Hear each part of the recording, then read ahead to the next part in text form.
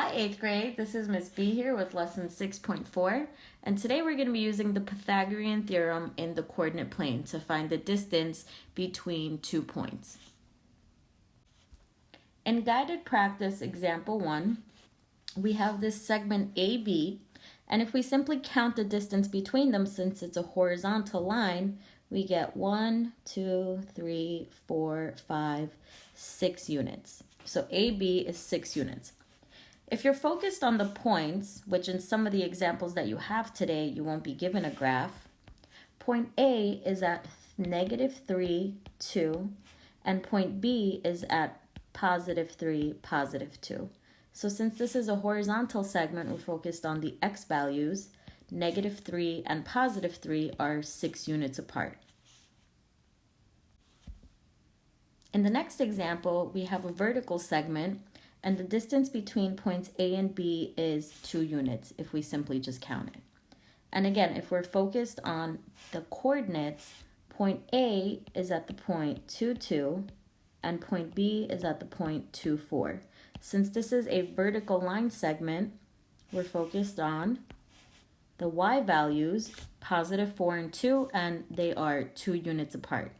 Let's take a look at number 3 and see how we can apply the Pythagorean theorem to find the measure of a diagonal line segment. So in this case, we can't simply count along the diagonal. So first let's connect these 2 points with a straight edge. All right, and we're not able to simply count horizontally or vertically. But what we can try to do is form a right triangle by connecting 2 legs to that diagonal. And now we have our legs A and B and our hypotenuse C. So any diagonal that we have today, we're going to be solving for the hypotenuse of that right triangle that we've created, and that'll give us the distance between those 2 points. So our first step in any Pythagorean problem is to write down the formula. A squared plus B squared equals C squared. So we have our legs squared. So in this case, segment A is 2 units. Segment B is 6 units. And C is our hypotenuse. So we have 4 plus 36 equals C squared. And 40 is equal to C squared, which means C is the square root of 40. So this problem doesn't want the exact answer. It wants us to round to the 10th place.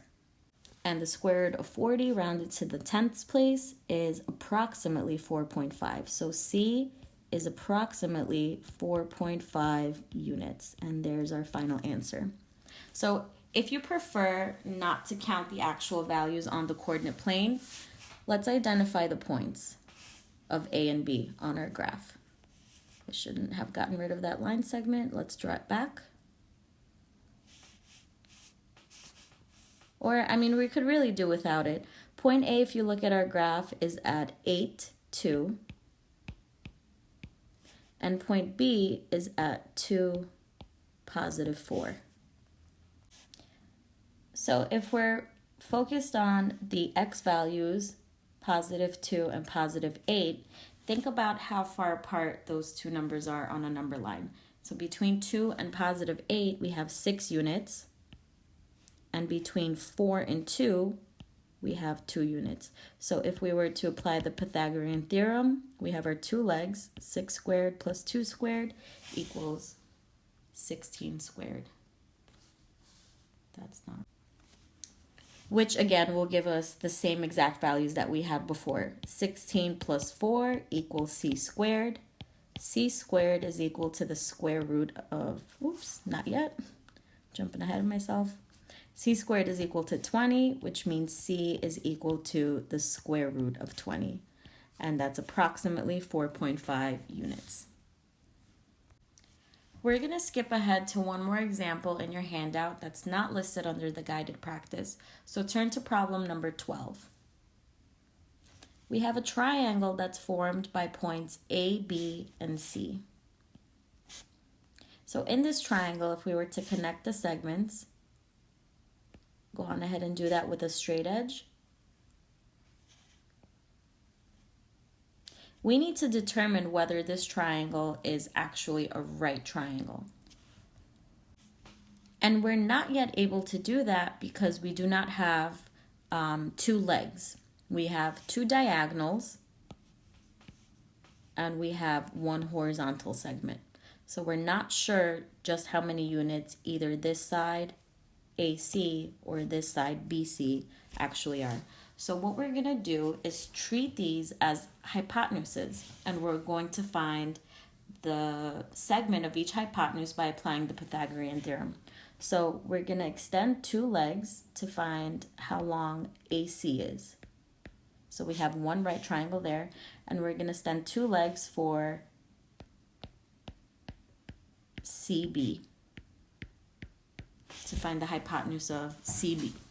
So our first triangle, let's try to keep our work nice and organized. So triangle number 1, we'll label this guy triangle number 1, and this guy triangle number 2.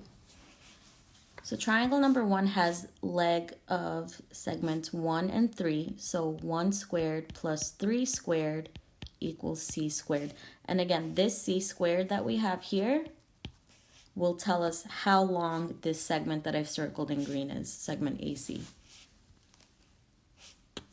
So we have 1 plus 9 equals c squared, which means c is equal to the square root of 10. And we're going to leave our answer in its exact form. We're not going to round it, and you'll see why in a minute.